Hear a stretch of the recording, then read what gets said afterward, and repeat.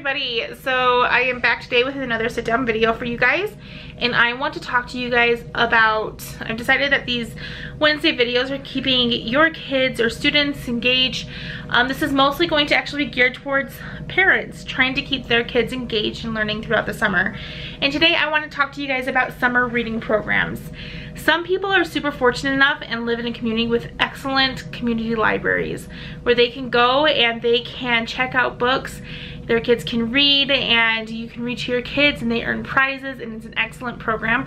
Check out your local library. See if you have something like that, because if you do, it's amazing. Unfortunately, we have a public library, but I don't think it's the best.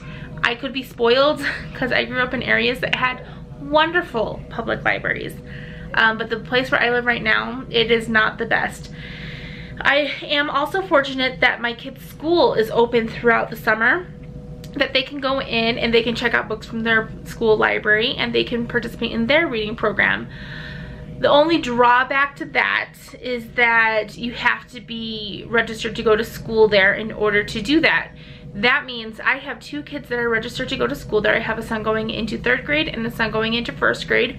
But then there's my son who's 4 years old. He's not registered. So I can check out books for him, but he cannot participate in their summer reading program. And I have a hard time scheduling my week, I don't know why, to make it there once a week. Like, my days fill up really quickly in the summer where we're just kind of doing activities, and I like to live kind of spare of the moment kind of thing. But what I have been doing this summer, and what I encourage any parent to do with their children, is just to read. So if you need to go to the library to get books to read, go to the library and get books to read. I have been slowly building up my personal classroom library. So if you've been on this channel for any real amount of time, you will know that I am studying to be a teacher. I'm dual certifying in special education and elementary education. And so for, I would say, since, when did I start doing this? Earlier this year, I believe. Probably back in February is maybe when I started doing this. I started slowly accumulating books and I'm putting into my classroom library. I have over 100 books now. I don't know what grade I'm going to end up teaching, and so I'm just grabbing any books and I'm getting them all off of Amazon. What I can do is I can post down below my Amazon wish list. This isn't saying go buy me books, but what this is saying, hey, these are the books that are on my wish list, and that might help you get an idea of the variety of different kind of books that you can be getting for your kids.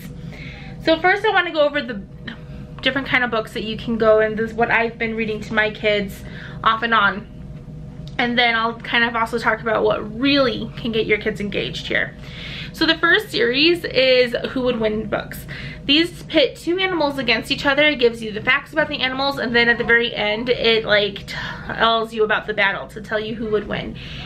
I find that not just boys love these books, but girls too, and it's just a lot of like information, so you learn a lot about the different kind of animals and where they're from and how they hunt, how they like their families, how much they weigh. Sometimes they have silly pages, like they're talking about the rhino and the hippo's butts. Like, and the kids just find this funny. And then at the end, it goes through and it tells you about the battle between the two animals. So these are really great books. They're short. You could get through one of these in maybe 10 minutes, okay? They're short, they're simple, they're quick. I'm just gonna put stuff on my husband's desk back there after we go through it. I'm sure everyone knows about these books. Clifford books. You have young children, I would recommend, here's my dog. I would recommend Clifford books, or just easy readers like this for your kids. So these are great. They're a short read. This is ABC, Clifford's ABC. And I have other Clifford books as well. But these are just fun books that are just quick and easy to read to your child. Definitely at a younger age, okay? So there's those ones. Maybe kind of, they're still young. I'm not gonna show them a dog. Now I have, you guys, this is real life. I tried to sneak away into the office to film a video, and I have two kids under my desk over there. So But another series is the Magic School Bus. Again, a lot of information. They can learn a lot, keep their minds engaged, and in a fun story. So these are fun to read to your kids as well. This is probably, like I said, I have a 4-year-old. He actually picked out these books. He really wanted Magic School Bus books, but he has a hard time. But he has a hard time actually sitting and listening to these ones. So it might be a little bit older of a book, other than like 3 and 4. But it's a really great pictures. You can kind of scan through the books with younger children. But to actually sit and read these ones, it'll be a little bit older of a child. Another one that's really good for just younger children or children just starting to learn how to read to themselves. You really want them to be reading by themselves and really gain those skills throughout the summer. P.D. Eastman. Okay, this is like... these are kind of like Dr. Seuss books, okay? I look at these, I kind of think Dr. Seuss, but these are P.D. Eastman books. These are really great for those early readers. So you can read them to your younger children and they will love them. Or I have a son, just graduated from kindergarten, going into 1st grade, and he can read these books by himself. And so these are really great early reader books. So now we're getting into a different kind of books here. So one series that I'm just gonna do a throw out here there too, and I will try to have all of these different kind of, just sit down, you suck that on that, go over there. I will try to remember to post in the description all the books that I talked about, or the series of books that I talked about, and a link that you can get at least one of them on Amazon, okay? So I will definitely try to remember to do that. But this series of books is awesome. I actually have my husband, he's supposed to read to them every single night, so I read to them in the morning. Me too. I read to them in the morning and my husband reads to them at night, and these are the books that my husband reads to them. It's called the Haunted Library series. This is the first book. It's big print. There's pictures every so often, and it's just a really good, kind of a quick read for my husband to do with the kids, and my kids love these books. So the Haunted Library books, definitely a shout out to them. Just, you can get, and your kid can also read these on their own. Like, these would probably be a good first to second. I haven't actually looked at the Lexile levels on this, or I would tell you. Okay, go sit down. Yep, go sit down. So I haven't actually looked up the Lexile levels. Actually, I probably have, but I haven't put my sticker on them yet because I don't have ink to print out my labels, put on here, to put the contact paper, to make sure that the sticker actually stays. It's a whole process for my classroom library. But these are really good books for kids, and kids can read them on their own as well, okay? If it was a kid, it might take them a couple days to read it, but it's really good. They are good books. Another kind of a shout out, one that either your kids can read or you can read to them, is the Lewis Shire, I think that's how you say it, Sideways Stories from Wayside School, okay? These are just funny stories. There's a whole series. I have not read the entire series yet. They are an easy reader, probably even 2nd grade level can be reading these books. I can read it. And they're just funny stories. My kids love it when I read these like silly stories to them. And so it's another just good book to just be reading. The whole key here, you guys, read to your kids. Like me? Yep, like you. Okay. So the next kind of books that I have here, and we're gonna go through them. This is what I've been doing this summer with my kids. This is my reading time that I do with my kids. So what I've been doing with my kids this summer is I've been reading to them the Chronicles of Narnia. And I'm doing that because there are at least 3 movies that can correlate with those series. So when we read the book that goes with that movie, after we do that, we have a movie party. So yesterday, actually, in the morning, we had breakfast. I popped popcorn. I went and we got a bunch of different candy, so I made candy treats. I made movie tickets and treat tickets, and they earned them. They had to give them to me to turn in to go see the movie, and we watched it on my bed and with the TV in my bedroom, and it was a lot of fun, you guys. My kids thoroughly enjoyed it. But there are a lot of books other than the Chronicles of Narnia that you can do this with, okay? There are 2 movies that I know of that go with the Percy Jackson books. So you could read the first one, and just the first one, and then read it to your kids. and then go ahead and watch the movie afterwards. This is how they earn their movie ticket, is they have to listen to the book. This would be a good read aloud for children that are in school. I would even say kindergarten. Like, they can sit and they can listen. And there's my son. He really shouldn't be in here. It's kind of frustrating me. I'm trying to get all professional with my videos, and here's my son. Another one, which this one has, okay, you need to go sit over there.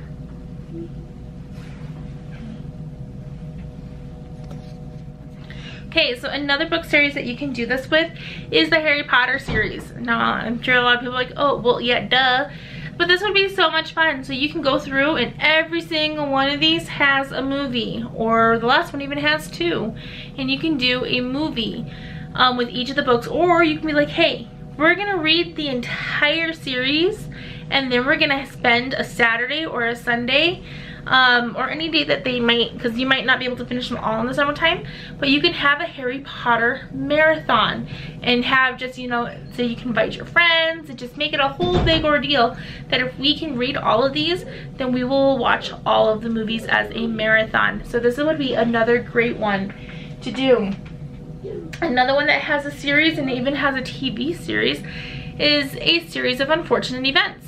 So I know that there is a movie, and I think it's the first 3 of these books is part of the movie, but there's a TV series. So you can even do a marathon with the TV series if you're able to read all of these books.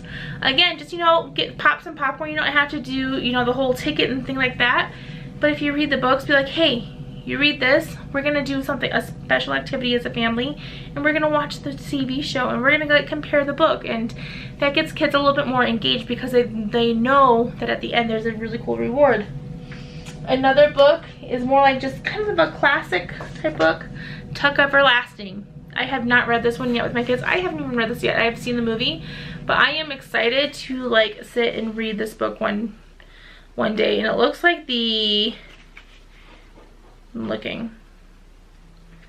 It looks like the chapters are actually pretty short. It's not a very big book, but I'm excited to sit down and read this one by myself. But this would be another one, probably not for my kids because I have boys, and I'm not saying that you can't read girly things to boys. You totally can, but my kids would not be interested in this at all. And I know that, and that's another thing. Know your kids, okay? Know what they're interested in. Try to cater what you're reading to them into that, and try to get books that they would enjoy in your home that they can read by themselves. The last one, like I said, we're reading the Chronicles of Narnia. We just finished The Lion, the Witch, and the Wardrobe. We just started The Prince and His Boy, which is not my favorite one, but we started it. I still need to read that to them today. And we did the whole movie party on this one. We've already read The Magician's Nephew, so we did this one. We're now on the 3rd one. My goal this summer is to actually read the entire Chronicles of Narnia to my kids. So you can jump around doing, you know, different books that just have movies, or you can pick a whole series of books and focus on that. And so that's what I'm doing with the Chronicles of Narnia.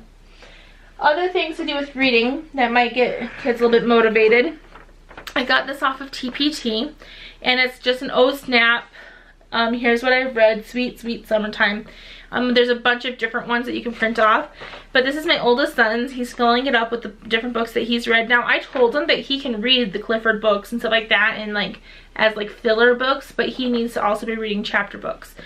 My oldest son is 8, and his Lexile level is actually really high. He's a really high reader, and so I personally, and this isn't even me like going to be a teacher, I have a hard time finding books for him. One, he does not necessarily love to read. He's a really great reader, but he doesn't like it very much. And that could be because, and this is where you have to walk that fine line, parents, and sometimes even teachers, where you want to have kids learn to love to read, but you also want them to be challenged with their reading. And so the way I've been doing it this year, or this summer, is when my son said that tells me that there's a book series that he wants, I get it. My next paycheck, it is in my Amazon cart. I get the entire series. So we have Dog Man. His Lexile level, just letting you know, is like 835. The Dog Man books are like in the 400s. So way below his reading level. but he wants to read them, so I allow it. Right now I'm trying to just get him to love to read. Every once in a while, like every couple weeks, I'm like, okay, now it's my turn to pick a book for you. Read 2 chapters of this a day. You'll be done in a week, and then you can go back to the books that you really want to read. That way he's still getting challenged, but he's also picking books that he really loves. And the last thing I want to show you guys, which I have a feeling my kids have been getting into this, is if you don't have an amazing library or anything like that, think outside the box, kind of create your own summer reading program. What I did is I went on Amazon and I found this really cool treasure chest. And on Amazon they have a lot of just small prize toys. So I got just a kit of that, and I filled up my treasure chest with things like funny glasses. There's these like hand clapper things, and those like lip things. There's maracas in here, a couple little mini squirt guns. So just a bunch of just like cheap toys, little slinkies, frogs. This was just something I found on Amazon. Again, I'll try to leave it linked below. One of these, like, these are weird. Sorry. You can give your fingers eyes. Check it. So, and then when I went to the dollar store this past week, because I had to get a couple things there, I got a little package of Dum Dum suckers, and I put those in here as well. And I use this for different things throughout the summer. If I feel like my kids earned a little prize for just, you know, their behavior, getting things done, working with me on things, they get a prize. If they fill up their reading chart, they will get a prize. If they had a really good day listening to me read, they get a prize. So I kind of just throw out prizes if I just think they've earned them. But you can set up your own rules and stuff like that with your prizes and do that. Motivate your own kids, and then you don't feel obligated to have to go to the library over time. Now, if you do go that route and you don't want to go to the library to be getting books and stuff like that, you may need to start investing in your classroom or your home library and just slowly getting books. You don't have to go as fast as what I'm going. Like, I'm not gonna lie, you guys, my paycheck was just this past Friday. I spent over $300 on Amazon. It wasn't all books, but the majority of it was. But I'm blessed to be able to do that right now. My husband works full-time and he is the main provider of our family. I work 30 hours a week, and I'm able to pay the majority of our bills with what I make, and then with extra money I put it towards books. I put it towards my classroom, and so I'm blessed to be able to do that. So that's what I have with reading to your kids, keeping them engaged through books. Having your own kids read, having a time set aside to have your kids read, or you just reading to your books. Books to your children. Sorry if this video got kind of long and winded, but I wanted to kind of get through all of that and just let you know that this is one thing that I do, or I'm doing right now in the summertime to help my kids staying engaged and their minds going and staying active. So I hope you enjoyed this video. If you did, sorry, I'm a little fidgety. If you did like this video, please, please, please give it a thumbs up, and leave a comment down below with your kids' favorite book series. I'm always willing to know and wanting to know what other kids' favorite book series are, or what your favorite one was growing up. Like, because if it's not on my wish list, you best believe it'll be on my Amazon wish list once you put that in the comments down below. So let me know. And also, one last thing, I'm squirreling bad right now. My goal, you guys, and I really hope I can get here, and I just want to throw it out here, and I know this is at the end of the video, and I should probably be doing this at the beginning of the video, so I don't know.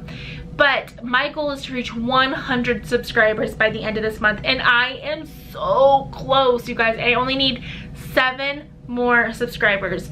So if you guys could possibly share this, and let's try to help me get to these 100 subscribers by the end of the month, That would be awesome. So thank you guys so much for watching, and I will see you next time. Bye.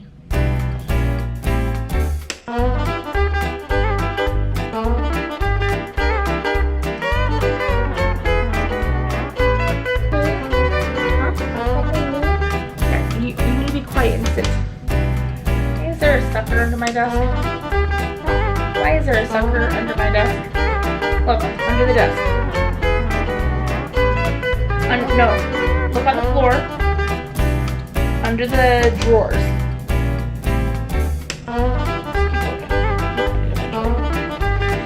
Okay, his nose itches. Ah! So, we've been doing, oh, thank you. Yep. So, thank you guys so much for watching all the way to the end of this video. If you're interested in subscribing to my channel, go ahead and click on the link down below. Or, if you're interested in watching one of my previous videos, there's also a link for that. Thank you guys again so much, and I hope to see you here again next time. Bye!